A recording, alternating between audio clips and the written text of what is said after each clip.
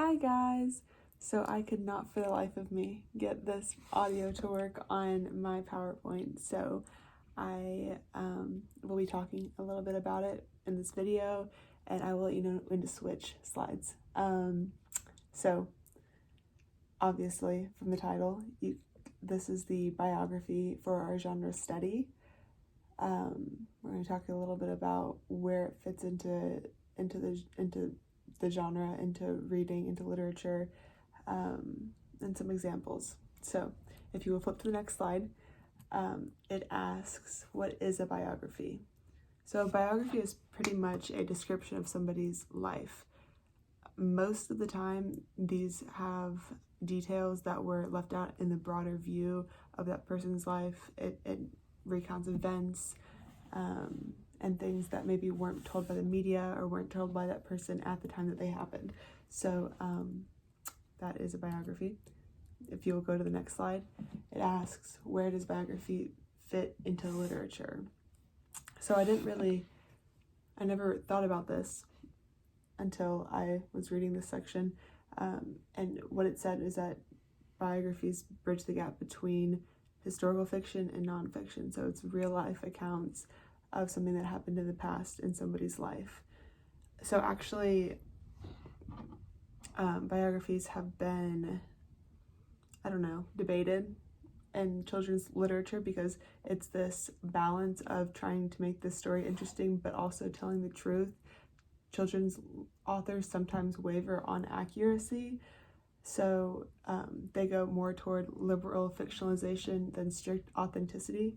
So it's kind of a spectrum. One side is liberal fictionalization, which is made up dialogues and things like that in the stories, and then the other side is strict authenticity, which is nothing is made up, and usually children's literature falls more toward the liberal fictionalization. So if you go to the next slide, it asks, are there different kinds of biographies? Yes, as we just talked about, there's fictionalized biographies, which are grounded in research and in actual details of people's lives, but has dramatized events, like I said, in dialogue, ascribing diary entries or journal entries.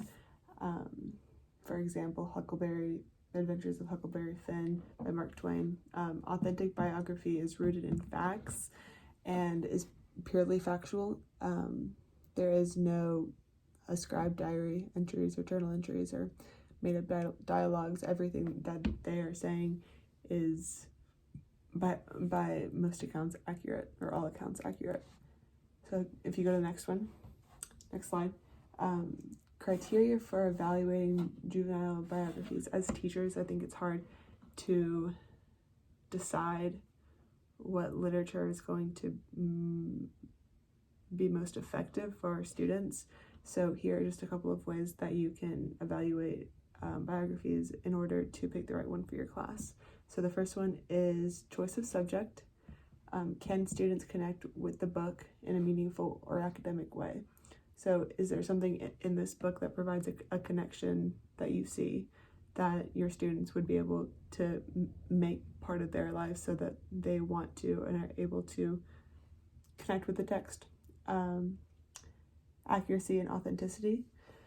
Do the pictures and facts both tell the whole story and display the story in an undistorted or unbiased light? So I see a lot of the time, or some of the time, these biographies telling one side more than the other. If you watch, Netflix documentaries, you see a lot of the time there's one side told. That's not necessarily a good choice for a biography because we want to make sure that students understand that there are two sides. The next one is style. Does the author make conscious effort to connect the students with the story? So even if it might be hard to make a connection to the story, does the author try to find a connection or engage the audience? That's going to be huge, especially for our first and second graders at this level, and even elementary, even higher. But if they are if they struggle to make connections with stories, it is helpful for the authors to attempt to do so at least. The theme. Does the theme reflect the story, or does the story reflect the theme? So I saw a lot in the book about authors selecting a theme before they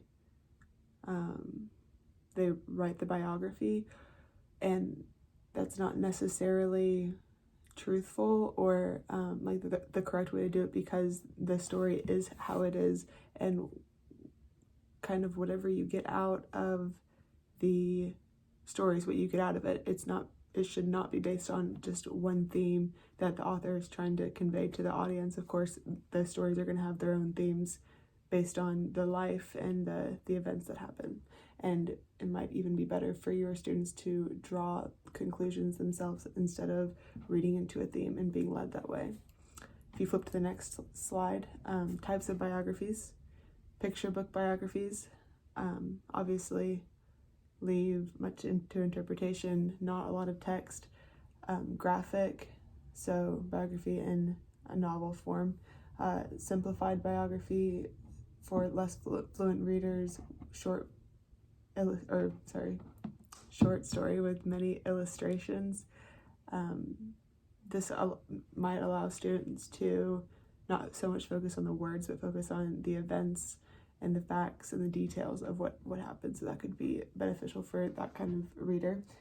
Collective biographies are biographical information about people or endeavors, so not necessarily just one specific person, but a group of people or an event that included a certain group of people. Biography or memoirs is a life story recalled by the subjects themselves. So it's not someone else writing about me, it's me writing about my life, or someone else writing about their life, and recounting those events themselves.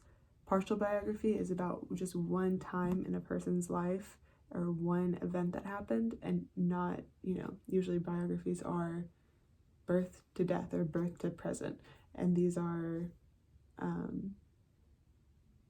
just events, just isolated events. Complete biography spans the subject's lifetime. So this is usually probably what we think about when we think about biographies. As a complete biography contains depth, balance, and some perspective as well. Perspective meaning not just telling, so if I'm telling a story about my life, not just having what I did and what I thought, but maybe somebody else's perspectives coming in and giving their opinions or their experiences with it, because it might be different from mine. It might give the reader a more full effect. So challenging perspectives on biographies. I thought this was very interesting and something that I didn't necessarily think about when I first started reading, or when I thought of biographies. So the first way that you can challenge perspective is openly discuss the reality of the positive and negative life stories. Some people's life stories are controversial, and it brings perspective, hopefully, to students to realize that not all events in life are inherently positive. Emphasize the human capacity to grow and change. So throughout this person's life, or throughout this event, where did this person start, where did they end? Was it better or worse than where they started? Talking about, humans or people's ability to respond to events like that. Cultivate democratic ideals. Reading about less than perfect people gives opportunity to touch on the importance of checks and balances in the legal system. So if there was legal trouble, how did the legal system deal with it? And maybe even you could tie it into how your class would deal with it. If stealing or something like that, how would that boil over into your class? So and then a question that you can talk about or think about, or we can even have a class discussion about, is do students, or do students connect with biographies or nonfiction, and why? And are there any examples of biographies or nonfiction that you have seen your students connect with more? Anyway, thanks for watching, guys. I'm sorry that this is late, and I will see you guys soon. Bye.